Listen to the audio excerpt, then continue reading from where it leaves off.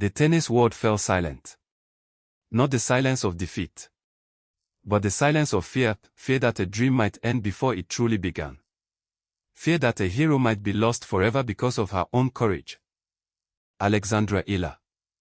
The 21-year-old sensation from the Philippines. The girl who conquered Washington. The girl who packed stadiums.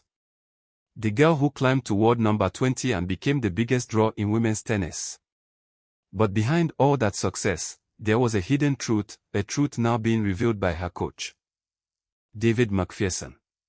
The veteran Australian coach who guided Eala through her meteoric rise. He saw everything, the exhaustion, the pain, the sacrifice. And now, he has spoken. His revelation sent shockwaves through the tennis world. Macpherson revealed that Eala played injured to fight for her nation. That her future was on the line. That her body was on the brink of collapse, and her career hung in the balance. This is not just a story about tennis. This is a story about courage, sacrifice, and an unshakable love for country. This is a story about a young woman willing to risk everything for a nation's dream. Welcome to Rally Nova. Let's begin. The scene was Toronto. The National Bank Open. A WTA 1000 tournament that should have been another step toward glory for Alex Eala. She arrived as a champion, fresh off her historic Washington victory, the first Filipino to win a WTA title. Senator Joel Villanueva described her achievement as having transformed a long-held Filipino dream into reality. She had climbed to a career-high world number 20. The world was at her feet. The Filipino community in Toronto, the largest in Canada, packed Sobeys Stadium. Flags filled the stands. Chants of Eala, Eala echoed through the arena. But behind the smiles and waves to fans, there was a battle the public couldn't see. A battle more brutal than any she would face on court. A battle against her own body. In her third-round match against Caty McNally, the unexpected happened. In the second set, leading 3-2, Eala collapsed after a forehand return. She rolled her right ankle. She immediately called a medical timeout. Her ankle was taped. And she returned to continue the match. I kind of rolled my ankle in that second set. I hit the forehand and I landed kind of wrong. I called the physio. I was like, oh, I don't know what happened, because it happened so fast. But luckily there's nothing wrong with it, and it was no serious problems, Eala said after the match. But what many didn't know was that injury was no simple sprain. It was a warning. A warning that her body was on the verge of breaking down. And despite that warning, she chose to continue. Eala was in the middle of the longest and most intense winning streak of her career, 7 straight victories from Washington to Toronto. In just 2 weeks, she played 7 matches in Washington and 2 more in Toronto. There was no time to recover. No time to heal. Her body was screaming for rest. But she didn't stop. Not because she wanted to. But because she had to. For her country. For the 110 million Filipinos counting on her. For the flags waving in every stadium she entered. Senator Bongo captured this sentiment perfectly when he said Eala had given Filipinos a reason to unite at a time of intense political division. Senator Panfilo Lacson went even further, calling Eala the country's newest and youngest national hero after her injury-defying performance in Toronto. I am as tired as one can be at this stage. You can imagine a lot of matches, but that's the job. I'm ready, Eala said before facing Bencic.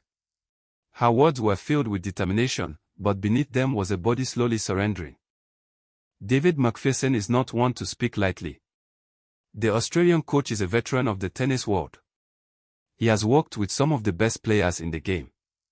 And he knows the difference between real danger and simple fatigue. When he spoke about Eala, his words carried weight. He revealed a truth that sent fear into the heart of every Filipino. Eala played injured for her nation. Not because she wanted to. Not because she needed to for her career. But because she wanted to fight for her country. And her future was on the line. Her ankle injury was not minor. Despite her assurance that there were no serious problems, the truth was that the injury had a significant impact on her movement. Against Bencic, the struggle was visible. Her defensive game, which had been her weapon against stronger opponents, was compromised. She couldn't move with her usual agility. Her serves lacked their usual sting. And Bencic, a tactical genius, exploited that weakness. Today was physically, it pushed me a lot. I have a lot of matches in the bag. But that goes for good and bad. I think this is also a learning process. We are athletes. So that kind of physical is, it's like a huge part of our job, Eala had admitted after the McNally match. The fatigue from consecutive matches and the ankle injury she sustained in the previous round appeared to have caught up with Eala as the defeat snapped her 7-match winning streak. The tennis world watched as a young woman, already battered and exhausted, stepped onto the court to face a 10-time WTA champion. Not even an ankle problem, fatigue in her 8th straight match in the past week alone, and a 10-time WTA champion awaiting her could scare Eala from extending her winning ways. That was the kind of courage Macpherson witnessed. But it was also the kind of courage that carried a dangerous price. Eala's body was screaming for rest. Her muscles were exhausted. Her mind was filled with pressure and expectation. And despite all of that, she chose to continue. Not for herself, but for every Filipino watching her. Senator Risa Hontiveros praised Eala as a powerful role model, particularly for young Filipino girls who now see that they can dream big, compete fearlessly and stand confidently on the world's biggest stages. Macpherson, as her coach, saw everything. He saw the exhaustion in her eyes. He saw the pain in every movement. He saw a young woman willing to risk her future for her country. And his revelation was a warning: this kind of sacrifice comes with a heavy price. The loss to Bencic was not just an ordinary defeat. It was the realization of a fear that had long haunted Eala's team. Her body had finally given out. And the price of her courage became clear. The match ended in just 73 minutes. A 6-4, 6-0 victory for Bencic. Bencic won 8 straight games from 4-4 in the first set to the end of the match. Eala was beguiled for the first time since her 0-6, 2-6 loss to Karolina Muchova in the round of 16 of the Miami Open in March, totaling just 8 points in the second set. It was a brutal reality check. I am as tired as one can be at this stage. You can imagine a lot of matches, but that's the job. I'm ready, Eala had said before the match. But her words were not enough to hide her condition. The exhaustion was visible. The pain was visible. And her determination to fight for her country despite everything was visible. The question now haunts every Filipino: where is the limit of an athlete? How far should one sacrifice for country? And who is accountable if that sacrifice leads to permanent damage? The Senate had unanimously adopted a resolution honoring Eala for her historic WTA title. Senate President Sherwin Gatchalian said Eala's breakthrough proved that Filipino athletes could prevail against the world's best through sustained training, persistence, and commitment to excellence. Senator Joe Villanueva, principal author of the resolution, stressed that Eala's victory was not a stroke of luck but the result of discipline, sacrifice, perseverance, and belief in her abilities.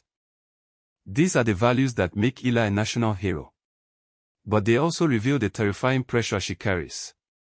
The nation's hope, the expectations of every Filipino, all of it accumulated into a heavy burden on her shoulders. And despite her courage and determination, there is a limit to human capacity. Tennis is a merciless sport. Unlike team sports where a player can rest while others absorb the workload, in tennis, the pressure is always on you. And that pressure can push an athlete beyond their limits. Alex Eala was in exactly that situation. In 2 weeks, she played 7 matches in Washington and 2 more in Toronto. There was no time to recover. No time to heal her injury. And her body was paying the price. The regular tour schedule is relentless. Between the hard court of North America and the pressure to defend her new ranking, Eala faces a grinding road ahead. Her ankle injury, though she said it was nothing serious, was a warning that should not have been ignored. Such injuries can worsen without proper rest and treatment. And playing while injured can lead to more serious damage that could threaten a career. But Eala did not stop. Not because she wanted to. but because her country was counting on her. And that pressure, the pressure to bring honor to 110 million Filipinos, was a burden a 21-year-old could not easily set down. Her rise to world number 20 brought more pressure, more expectations, and more responsibility. Every match became more important. Every loss became more painful. And every injury became more dangerous. Senator Bongo noted that Eala left the comfort of home at an early age to train abroad, dedicating countless hours to practice while making sacrifices that many people never see. This is the hidden danger of her meteoric rise. The fame, the nation's hope, the expectations of every Filipino, all of it accumulated into a heavy burden. And despite her courage and determination, there is a limit to human capacity. The injury in Toronto was a stark reminder that even heroes have breaking points. The loss in Toronto was a bitter lesson.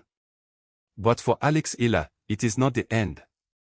It is an opportunity to learn, to improve, and to come back stronger. Her summer was nothing short of spectacular. She won her first WTA title in Washington, defeating a gauntlet of Grand Slam champions, including defending champion Leylah Fernandez, former world number 3 Alina Svitolina, four-time Grand Slam champion Naomi Osaka, and world number 3 Jessica Pegula. She reached the fourth round of Wimbledon. She climbed to world number 20. And she became the biggest draw in women's tennis. But that success came at a great cost. Her coach David Macpherson gave an important warning: Eala must take care of her body.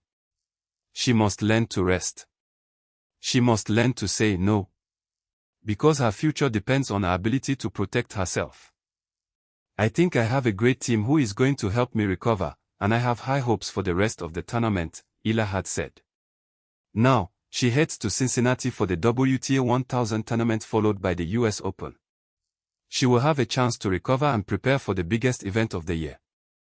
But behind all of this, one thing remains unchanged: her love for her country. Her determination to bring honor to the Philippines. And her desire to show the world that Filipinos can compete with the best players in the world. The lesson Alex Eala taught the nation is simple: Puid no yen is never good enough. David Macpherson's words are a reminder: courage has a price. But for Alex Eala, that price is one she is willing to pay. For her country. For her fans. For the dream she carries. Her defeat to Bencic is a lesson she must learn. It is a test of her resilience. And in the coming weeks, we will see how strong she truly is when rising from this defeat.